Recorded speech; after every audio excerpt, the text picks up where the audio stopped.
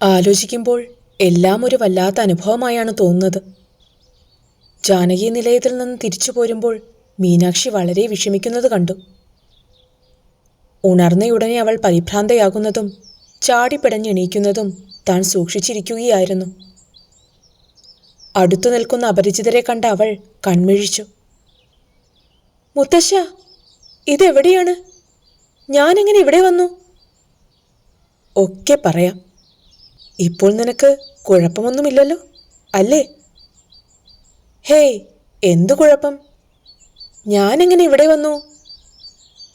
മുത്തച്ഛൻ എങ്ങനെ എത്തി?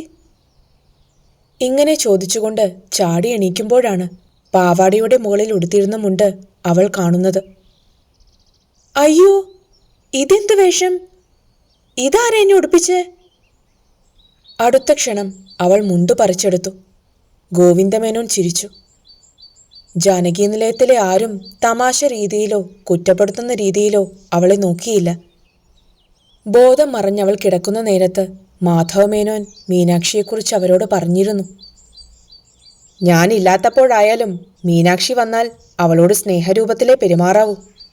പാവം, ആ കുട്ടിക്ക് താൻ ചെയ്യുന്നത് എന്താണെന്ന് അറിയാൻ കഴിയുന്നില്ല.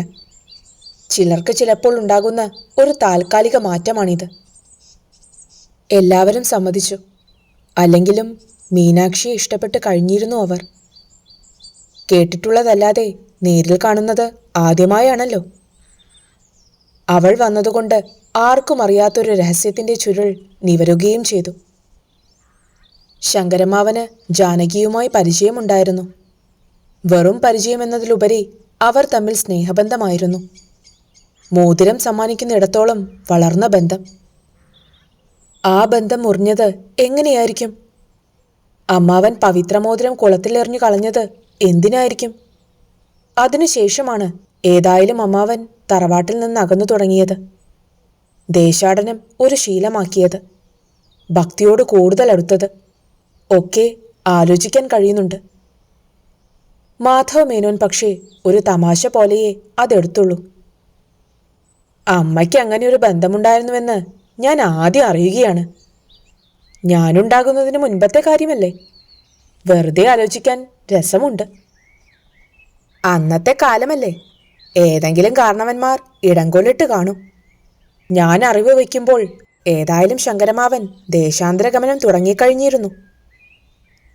ഏതായാലും മേനോൻ ഇങ്ങോട്ടൊന്ന് വരാൻ ഈ സംഭവം ഇടയാക്കിയല്ലോ. വെറുതെയാണെങ്കിലും വല്ലപ്പോഴുമൊക്കെ ഇങ്ങോട്ടൊക്കെ ഇറങ്ങണം. ഞാനും വരാം തെക്കേക്കളം തറവാട്ടിലേക്ക്. SP ആയാലും ജഡ്ജി ആയാലും പെൻഷൻ പറ്റിയാൽ നമ്മളൊക്കെ ഒരുപോലല്ലേ? യഥാർത്ഥത്തിൽ നമുക്കല്ല മേനോനെ വില, നമ്മളിരിക്കുന്ന കസേരയ്ക്കാ. അതിൽ നിന്നിറങ്ങുമ്പോൾ തീർന്നു എല്ലാ ബഹുമാന ആദരവുകളും. മാധവമേനോൻ ഒരു സാധാരണ മനുഷ്യനാവുകയായിരുന്നു.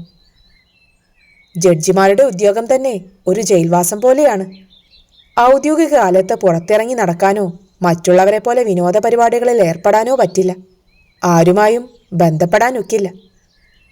ഔദ്യോഗിക വസതി, ഓഫീസ് അങ്ങനെ പരിചയിച്ചത് കാരണം ഈ വയസ്സുകാലത്ത് അന്ന് നടക്കാത്തതൊക്കെ നടത്താൻ പറ്റുമോ? അതുമില്ല.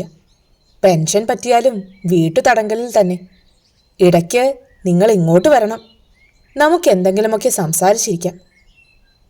അങ്ങനെ പുതിയൊരു സമപ്രായ സൗഹൃദം സ്ഥാപിച്ചിട്ടായിരുന്നു തിരിച്ചു പോന്നത്. ഒരു കണക്കിന് ആ സൗഹൃദം തനിക്ക് പ്രയോജനപ്പെട്ടേക്കുമെന്നും ഗോവിന്ദമേനോൻ ഓർത്തു. റിട്ടയർഡായാലും ജഡ്ജി തന്നെയല്ലേ? അങ്ങോട്ട് പോയ ആളല്ല തൻ്റെ കൂടെ തിരിച്ചു പോന്ന മീനാക്ഷി. മുത്തച്ഛനും കൊച്ചുമോളും തിരിച്ചു പോരുന്നതും അങ്ങോട്ടുള്ള ആദ്യയാത്ര കണ്ടവർ കണ്ടു. ആ കൊച്ചിന് എന്തു പറ്റിയോ എന്തോ? എന്തിൻ്റെയെങ്കിലും കുറവുണ്ടായിട്ടാണോ? ഓരോ വിധി, അല്ലാതെന്ത്? നാട്ടിൻ പുറത്തെ പെണ്ണുങ്ങൾ അടക്കം പറഞ്ഞു. തെക്കേക്കളം തറവാട്ടിൽ തിരിച്ചെത്തിയ മീനാക്ഷിയോട് ആരും അലോഹ്യം കാട്ടിയില്ല.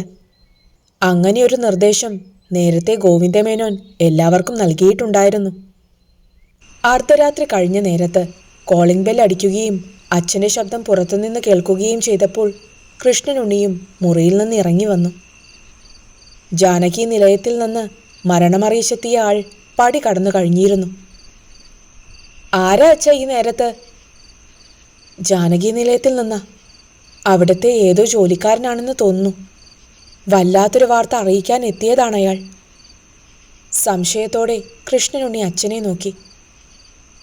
ആ ജാനകി അമ്മൂമ്മ മരിച്ചത്രേ.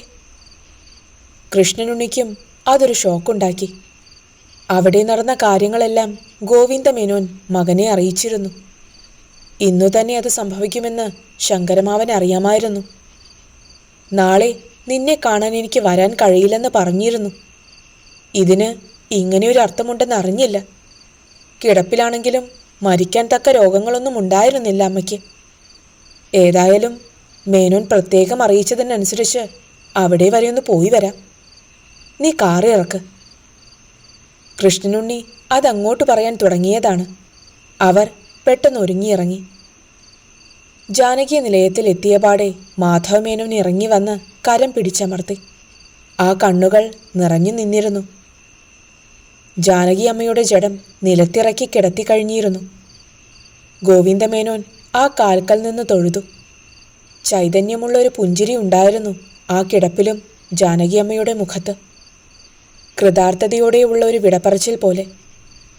തിരിച്ചു പോരുമ്പോൾ ഗോവിന്ദമേനോൻ ആലോചിച്ചത് മുഴുവൻ മീനാക്ഷിയെക്കുറിച്ചായിരുന്നു. പിന്നെ ശങ്കരമാവനെക്കുറിച്ചും. ശങ്കരമാവൻ കൃത്യമായും ആ നിമിഷത്തെക്കുറിച്ച് അറിഞ്ഞിരിക്കുന്നു. പഴയ സഖിയെ അവൾ മരിക്കും മുൻപൊന്ന് കാണാനുള്ള ആർത്തിയായിരുന്നില്ലേ ശങ്കരമാവന്റെ നീക്കങ്ങളിലുണ്ടായത്? അവർ തിരിച്ച് തെക്കേക്കളം തറവാട്ടിലെത്തുമ്പോൾ വീടാകെ വെളിച്ച പ്രളയം. എല്ലാവരും ഉണർന്നിരിക്കുന്നു. എല്ലാ മുറിയിലും ലൈറ്റുകൾ തെളിഞ്ഞിരിക്കുന്നു. കൃഷ്ണനുണ്ണി മേനോൻ വാച്ചിൽ നോക്കി. നേരം പുലർച്ചെ 2:30 ഇപ്പോൾ ഇതെന്തു പറ്റി ഇവിടെയുള്ളവർക്ക്? ആ ചോദ്യവും സ്വയം ചോദിച്ചുകൊണ്ടാണ് അച്ഛനും മകനും കാറിൽ നിന്നിറങ്ങിയത്. അന്നേരം കേട്ടു മീനാക്ഷിയുടെ മുറിയിൽ നിന്ന് രാമായണ വായന. സംശയമില്ല, ശങ്കരമാവന്റെ അതേ ഇണമുള്ള സ്വരം. ഇരുവരും നേരെ ആ മുറിയുടെ നേർക്കാണ് നടന്നത്. മാലതിയമ്മയും മറ്റും വാതിൽക്കൽ തന്നെയുണ്ട്. ജയലക്ഷ്മി മീനാക്ഷിക്കൊപ്പം ആ മുറിയിലും. മുറിയിൽ നിന്ന് ചന്ദനത്തിരിയുടെ ഗന്ധം തറവാടാകെ പടർന്നിറങ്ങുന്നുണ്ടായിരുന്നു. ചമ്രം പടിഞ്ഞിരുന്ന് ചുറ്റുപാടും വിസ്മരിച്ച മട്ടിൽ പാരായണം ചെയ്യുകയാണവൾ. ആ കണ്ണുകൾ തുളുമ്പി കണ്ണുനീർ തുള്ളികൾ പുസ്തകത്താളുകളിലേക്ക് വീഴുന്നു. ആരും അറിയിക്കാതെ തന്നെ ജാനകി അമ്മയുടെ മരണം അവൾ അറിഞ്ഞിരിക്കുന്നു. അവർക്കു വേണ്ടി അമ്മാവൻ ഇത്തിരി കണ്ണീരൊഴുക്കി കൊള്ളട്ടെ. ഒരുപക്ഷെ ഇതൊരു പ്രായശ്ചിത്തമാകാം. ശങ്കരമാവന്റെ കയ്യിലിരിപ്പ് കൊണ്ട് തന്നെയാവും ആ ബന്ധം മുറിഞ്ഞത്. മതിയാവും വരെ അവൾ അവിടെ ഇരുന്ന് വായിച്ചോട്ടെ. പുറത്തേക്കിറങ്ങി പോകാതെ ശ്രദ്ധിച്ചോണം. ജയലക്ഷ്മിയെ വിളിച്ച് ചട്ടം കെട്ടിയാണ് ഗോവിന്ദമേനോൻ തന്റെ മുറിയിലേക്ക് മടങ്ങിയത്. ശങ്കരമാവന്റെ ശബ്ദത്തിൽ ഈ ഈറൻ പുലരിയിൽ രാമായണ ശീലുകൾ തെക്കേക്കളം തറവാട്ടിൽ നിറഞ്ഞു. മനസ്സുകൊണ്ട് ജാനകി അമ്മയെ ശങ്കരമാവൻ അത്രമേൽ സ്നേഹിച്ചിരിക്കണം. ഒക്കെ ഒരു കടങ്കഥ പോലെയാണ് തോന്നുന്നത്. അന്നത്തെ കാലത്ത് ആ പ്രേമം പുഷ്പിക്കാൻ ആരെങ്കിലും തടസ്സം നിന്നിട്ടുണ്ടാവണം. വരട്ടെ, എപ്പോഴെങ്കിലും ശങ്കരമാവനോട് ഒക്കെ ചോദിച്ചറിയണം. അതിനുള്ള അവസരം ലഭിക്കാതിരിക്കില്ല. പിറ്റേ പകൽ ജാനകി മുത്തശ്ശിയുടെ ശവസംസ്കാര ചടങ്ങിൽ പങ്കെടുക്കാനും ഗോവിന്ദമേനോനും കൃഷ്ണനുണ്ണിയും പോയിരുന്നു. അന്നു പകൽ മീനാക്ഷി തന്റെ മുറിയിൽ നിന്ന് പുറത്തിറങ്ങിയതേയില്ല.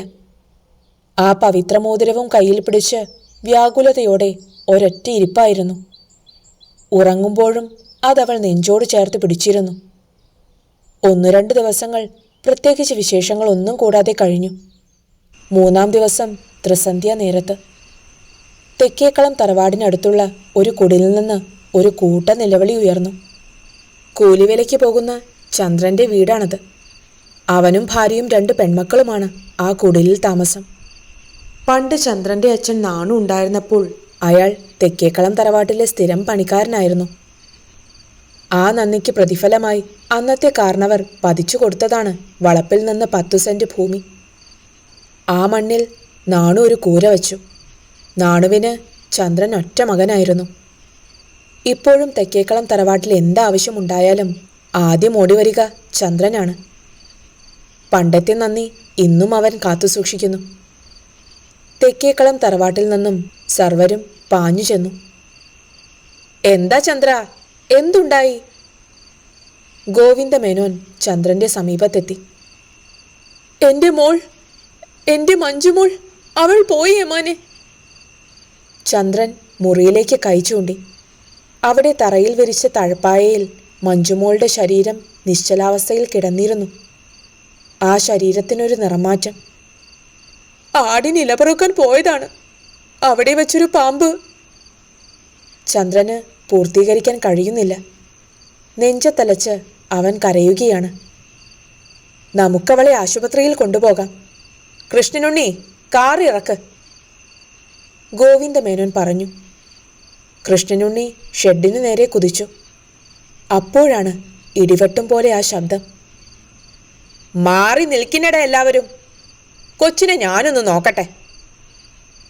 ശങ്കരമ്മാവന്റെ ശബ്ദം. അതുവരെ തറവാട്ടംഗങ്ങൾക്കൊപ്പം നിന്നിരുന്ന മീനാക്ഷി തലയെടുപ്പോടെ മുന്നോട്ട് കയറി വന്നു. അവൾ നേരെ കുടിലിനുള്ളിലേക്ക് കയറി. പായിൽ കിടക്കുന്ന മഞ്ജുമോളുടെ കൺതടങ്ങൾ പരിശോധിച്ചു.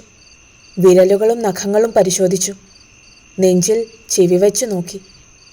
ഒക്കെ സാവകാശം, അവഗാഹമുള്ള ഒരു ഭിക്ഷഗ്വരന്റെ രീതിയിൽ തന്നെ. ആരാടാ പറഞ്ഞത് ഇവൾ പോയെന്ന്?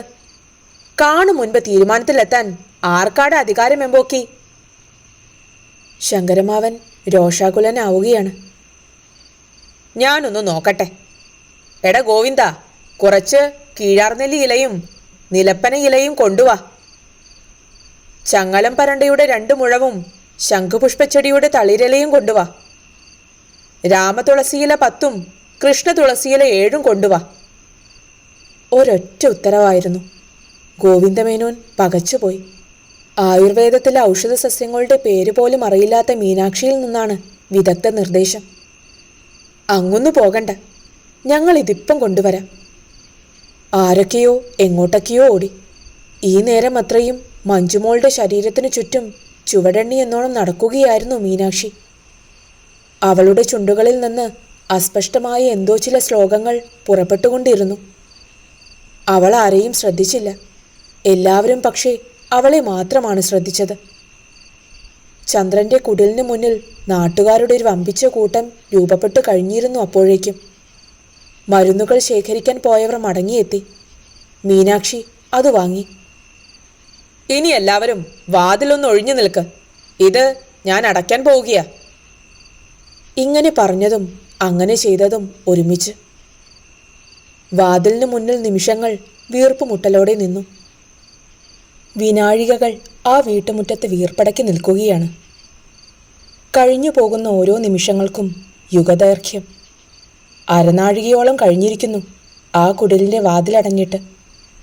മുറിക്കുള്ളിൽ നിന്ന് യാതൊരു ശബ്ദവും കേൾക്കുന്നില്ല. മീനാക്ഷി അല്ല, ശങ്കരമാവൻ എന്തെടുക്കുകയാണവിടെ? ചന്ദ്രന്റെ മകളുടെ അപകടാവസ്ഥയിലല്ല വന്നുകൂടിയവർക്ക് കൗതുകം. മീനാക്ഷിയുടെ ചെയ്തികളിലാണ്. എതിർപ്പുള്ളവരുണ്ടായിരുന്നു കൂട്ടത്തിൽ. വട്ടുപിടിച്ച വല്ല കുട്ടികളും കൊട്ടുന്ന താളത്തിനൊത്ത് തുള്ളാനും ആളുകൾ ഉണ്ടായതാണ് അത്ഭുതം. കഴിഞ്ഞു പോകുന്ന ഓരോ നിമിഷവും വിലയുള്ളതാണ്. ആ കുട്ടിയുടെ ജീവനിട്ടാണ് ഈ പന്താട്ടം. ഉള്ള നേരത്തിന് അതിനെ വല്ല ആശുപത്രിയിലും എത്തിച്ചാൽ രക്ഷപ്പെടുമോ എന്നെങ്കിലും അറിയാം. ചില വാക്കുകൾ ഗോവിന്ദമേനോനും കേൾക്കുന്നുണ്ടായിരുന്നു. നേരം ഇത്രയായിട്ടും അവൾ വാതിൽ തുറക്കാത്തതെന്തേ? മുറിക്കുള്ളിൽ അപ്പോൾ മീനാക്ഷി കർമ്മനിരതനായൊരു ഭിക്ഷഗ്വരന്റെ ഗൗരവത്തിലായിരുന്നു. കൈക്കുടന്ന നിറയെ ഉണ്ടായിരുന്ന പച്ചമരുന്നുകൾ തിരുമ്മിയൊതുക്കി ഒരു ഉരുളയാക്കി. 2 കൈകളിലും ഇട്ട് പദം വരുത്തി നീരാക്കി. അപ്പോഴൊക്കെ അവൾ മഞ്ജുമോളുടെ ചുറ്റുമുള്ള പ്രദക്ഷിണം വയ്പ് തുടർന്നു.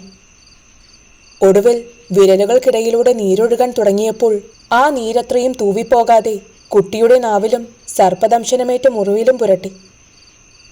കണ്ണുകളിൽ മഷി പോലെയും തിരുനെറ്റിയിൽ ചാന്തുപോലെയും നെറുകയിൽ രാസ്നാദി ചൂർണം പോലെയും പുരട്ടി. അപ്പോഴൊക്കെ അവളുടെ ചുണ്ടുകൾ അസ്പഷ്ടമായ മന്ത്രങ്ങൾ ഉരുവിട്ടുകൊണ്ടിരുന്നു. ശ്വാസം പോലും നിലച്ച അവസ്ഥയിലായിരുന്നു മഞ്ജുമോൾ. നേർത്ത ഹൃദയസ്പന്ദനം അവശേഷിച്ചിരുന്നു. അതും ഏതു നിമിഷവും നിലയ്ക്കാവുന്ന അവസ്ഥയിലായിരുന്നു. ഒരുപക്ഷെ ഏതെങ്കിലും ആശുപത്രിയിൽ എത്തിക്കാനായിരുന്നു ശ്രമമെങ്കിൽ അവിടെ എത്തും മുൻപേ അവളുടെ അവസാന സ്പന്ദനവും നിലച്ചു പോയേനെ. മീനാക്ഷി ചെയ്യുന്നത് എന്താണെന്ന് അവൾക്കറിയാമായിരുന്നില്ല. ശങ്കരമാവന്റെ ആത്മാവാണ് പൂർണ്ണമായും അവളെ നിയന്ത്രിച്ചിരുന്നത്. ഓരോ ദിനം കഴിയും തോറും അവൾ കൂടുതൽ കൂടുതൽ ശങ്കരമാവന്റെ വ്യക്തിത്വത്തിലേക്ക് മാറിക്കൊണ്ടിരിക്കുകയായിരുന്നു.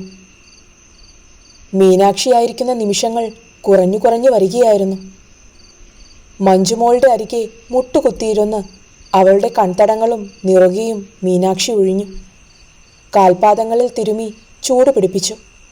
ഒക്കെ ഏതാനും നിമിഷങ്ങൾ കൊണ്ട് കഴിഞ്ഞു. മഞ്ജുമോൾ ഒന്ന് ചലിച്ചുവോ? ഒന്ന് ഞരങ്ങിയോ? പുറത്തുനിന്ന് ആരുടക്കെയോ ശബ്ദങ്ങൾ കേൾക്കുന്നു. മീനാക്ഷിയുടെ പുരികങ്ങൾ വില്ലുപോലെ വളഞ്ഞു. കണ്ണുകൾ കുറുകി. ഒരുമാത്ര നേരത്തേക്ക് മാത്രമായിരുന്നു അത്. പിന്നെ അങ്ങോട്ട് ശ്രദ്ധിക്കാതെ അവൾ മഞ്ജുമോളെ കുലുക്കി വിളിച്ചു. മഞ്ജുമോൾ മെല്ലെ കണ്ണുകൾ തുറന്നു. ആ ചുണ്ടുകൾ ചലിച്ചു. മീനാക്ഷി ചേച്ചി. ശബ്ദം പുറത്തു വന്നില്ലെങ്കിലും അവൾ മന്ത്രിച്ചതങ്ങനെയായിരുന്നു. വരുമോളെ, എണീറ്റ് വന്നോളൂ, നിനക്കൊന്നും പറ്റിയിട്ടില്ല. ഉറക്കത്തിൽ നിന്നുണരുന്നത് പോലെ മഞ്ജുമോൾ എണീറ്റു. അവളെ ചേർത്ത് പിടിച്ച് മീനാക്ഷി വാതിൽ തുറന്നു. പുറത്തു നിന്നവരുടെ ആശ്ചര്യ ശബ്ദം ഒരുമിച്ചാണ് ഉയർന്നത്. ചന്ദ്ര, നിന്റെ കുഞ്ഞിന് എന്തു പറ്റിയെന്നാണ്? അവൾക്കൊന്നുമില്ലടാ. ഇതാ, പഴയതിലും മിടുക്കിയായിട്ടില്ലേ അവൾ? അവളെ ചെറു ചൂടുവെള്ളത്തിൽ കുളിപ്പിച്ച് ചൂടുകഞ്ഞി കഴിപ്പിച്ചോളൂ. ചന്ദ്രൻ പാഞ്ഞു വന്ന് മഞ്ജുമോളെ വാരി അണച്ചു. അയാൾ അപ്പോഴും തേങ്ങുകയായിരുന്നു. ആ പിന്നെ ചന്ദ്ര, നിന്നോടൊരു കാര്യം പറഞ്ഞില്ലെന്ന് വേണ്ട. മൂവന്തി നേരത്തും 30 വെള്ളിയാഴ്ചകളിലും പെൺകുട്ടികളെ മറ്റു പുരയിടത്തിലേക്ക് പറഞ്ഞു വിടരുത്. ആടിന് തീറ്റയില്ലെങ്കിൽ അത് നീ പോയി ഉണ്ടാക്കിക്കോണം. പറഞ്ഞത് കേട്ടല്ലോ? അടിയൻ. ചന്ദ്രൻ പഴയ അടിയാനായി പോയ നിമിഷം. ഇനി എന്തു മാമാങ്ക ഇവിടെ? എല്ലാവർക്കും പോകാറായില്ലേ? ശങ്കരമാവന്റെ കനത്ത ശബ്ദം. ചുറ്റും ഒന്ന് ഗൗരവത്തിൽ നോക്കിയിട്ട് മീനാക്ഷി ഇറങ്ങി നടന്നു, തലയെടുത്തു പിടിച്ച്. ഒപ്പം വന്ന ഗോവിന്ദമേനോനെ പോലും ഗൗനിക്കാതെ. ആ സംഭവം മംഗലത്ത് ഗ്രാമത്തിൽ അത്ഭുത വാർത്തയായി. വിശ്വാസം വരാത്ത പലരും ചന്ദ്രന്റെ വീട്ടിലെത്തി ബോധ്യപ്പെട്ടു. മരിച്ചുപോയ കുട്ടിയെയാണ് തെക്കേക്കളം തറവാട്ടിലെ മീനാക്ഷി കുഞ്ഞ് രക്ഷപ്പെടുത്തിയത്. ആ കുട്ടിക്ക് ഏതാണ്ട് ബാധ കയറിയതാണെന്ന് അന്ന് വരെ പറഞ്ഞിരുന്നവർ അത് മാറ്റി പറയാൻ തുടങ്ങി. മീനാക്ഷി കുഞ്ഞിന് ഏതോ സിദ്ധി ഉണ്ടായിട്ടുണ്ട്. മീനാക്ഷി ചെയ്തതൊരു നല്ല കാര്യമാണെങ്കിലും അത് വരുത്തിവെച്ച ഭവിഷ്യത്ത് തെക്കേക്കളം തറവാടിന് ഉൾക്കൊള്ളാനാവുന്നതായിരുന്നില്ല. കേട്ടറിഞ്ഞ് അകലത്തു നിന്നുപോലും മീനാക്ഷിയെ കാണാൻ ആളുകളെത്തി. വന്നവരെ കൃഷ്ണനുണ്ണി നയത്തിൽ പറഞ്ഞയച്ചു. നിങ്ങൾ വിചാരിക്കും പോലെ അവൾക്ക് യാതൊരു സിദ്ധിയുമില്ല. തറവാട്ടിലെ പഴയ ഗ്രന്ഥങ്ങളൊക്കെ ധാരാളം വായിച്ചിട്ടുള്ള അറിവ് വെച്ച് അവൾ ഏതോ ഒരു ഒറ്റമൂലി ചെയ്തതുകൊണ്ടാണ് ആ കുട്ടി രക്ഷപ്പെട്ടത്. അതിലൊന്നും യാതൊരു സിദ്ധിയുമില്ല. വെറുമൊരു കൈപുണ്യമെന്ന് വേണമെങ്കിൽ കൂട്ടിക്കോ. അതെന്തുമായിക്കോട്ടെ, ഞങ്ങൾക്ക് ആ കുട്ടിയെ ഒന്ന് കാണാമോ? ബുദ്ധിമുട്ടാണല്ലോ. അവൾക്ക് അങ്ങനെ ഒരു താല്പര്യവുമില്ല. അകലെ നിന്ന് വന്നവരെ പോലും നിഷ്കരുണം കൃഷ്ണനുണ്ണി മേനോൻ മടക്കി അയച്ചു. വിവരമറിഞ്ഞപ്പോൾ മീനാക്ഷി ഉറക്കെ ചിരിക്കുകയാണ് ചെയ്തത്. നമ്മുടെ നാട്ടുകാർക്കൊക്കെ എന്താണെച്ചാ നൊസ് പിടിച്ചോ? അങ്ങനെ ചോദിക്കുകയും ചെയ്തു അവൾ. കൃഷ്ണനുണ്ണി മേനോൻ ഒന്നും പറഞ്ഞില്ല. വെക്കേഷൻ കഴിഞ്ഞ് സ്കൂൾ തുറക്കുന്ന കാലമായിരുന്നു. +2 2ാം വർഷ ക്ലാസ്സിലേക്ക് പോകേണ്ടതാണ് മീനാക്ഷി. അവളെ എങ്ങനെ സ്കൂളിലേക്ക് അയക്കും എന്ന വിഷമത്തിലായിരുന്നു മാലതിയമ്മ. കൃഷ്ണനുണ്ണി മേനോനുമായി അവർ ഗൗരവപൂർവം അതേക്കുറിച്ച് ആലോചിക്കുകയും ചെയ്തു. സ്കൂളിൽ വിടാതിരിക്കാൻ ഒക്കുവോ? അല്ലെങ്കിൽ തന്നെ അതെത്ര നാളെന്ന് കരുതിയ? കൃഷ്ണനുണ്ണി മേനോൻ ചോദിച്ചു. അവിടെ ഇരിക്കുന്ന നേരത്ത് അവൾ ഇതുപോലെ വല്ല വികൃതിയും ഒപ്പിച്ചാലോ? എന്താണ് ഉണ്ടാവുകയെന്ന് നമുക്ക് പറയാൻ കഴിയൂ. പ്രശ്നം അവസാന തീർപ്പിന് ഗോവിന്ദമേനോന്റെ മുമ്പാകെ എത്തി. സദാ ഒരു ശ്രദ്ധ അവളിൽ ഉണ്ടാകണമെന്നാണ് ദിവാകരൻ ഉറപ്പിച്ചു പറഞ്ഞിരുന്നത്. സ്കൂളിൽ വിടുന്നതുകൊണ്ട് കുഴപ്പമൊന്നുമില്ല. പക്ഷേ അവളുടെ ക്ലാസ് മുറിക്ക് പുറത്ത് ഒരാൾ കാവലിനുണ്ടായിരിക്കണം. ഇത്തിരി ബുദ്ധിമുട്ടുള്ള കാര്യമാണെങ്കിലും ഒടുവിൽ അങ്ങനെ തീരുമാനിക്കപ്പെട്ടു. മീനാക്ഷിക്ക് പ്രത്യേകിച്ചൊന്നും തോന്നിയില്ല. അല്ലെങ്കിൽ തന്നെ സ്കൂളൊന്ന് തുറന്നു കിട്ടാൻ കാത്തിരിക്കുകയായിരുന്നല്ലോ അവൾ. വെക്കേഷൻ കഴിഞ്ഞു. കാലവർഷത്തിൻ്റെ ആരംഭത്തോടെ സ്കൂൾ വർഷത്തിൻ്റെ പ്രഥമ ദിനം. മീനാക്ഷി പഠിച്ച സ്കൂളാണ്. 12ലേക്കാണല്ലോ അവൾ പോകുന്നത്. ഘോരം പെയ്യുന്ന മഴയുടെ ഇടനാഴിയിലൂടെ മീനാക്ഷി ആദ്യ ദിവസം തന്നെ ക്ലാസ്സിലെത്തി. 1-2 ദിവസം എല്ലാം സ്വാഭാവികമായിരുന്നു. പ്രകൃതി മഴ പെയ്യിക്കുന്നു, ഇടിവെട്ടിക്കുന്നു. കുട്ടികൾ സ്കൂളിൽ പോകുന്നു, നനഞ്ഞു തിരിച്ചെത്തുന്നു. കൃത്യം 4-ാം ദിവസം. ക്ലാസ് തുടങ്ങി 1 മണിക്കൂർ കഴിഞ്ഞു കാണില്ല. അപ്പോഴും മഴ കോരിച്ചൊരിഞ്ഞുകൊണ്ടിരുന്നു. ആകാശത്തിൻ്റെ അകിട് ചുരത്തി നിൽക്കുകയാണ്. കാറ്റിൻ്റെ കരലാളനങ്ങളൊന്നേറ്റാൽ ആ നിമിഷം തുള്ളിക്കൊരു കുടം ചുരത്താൻ പാകത്തിന്.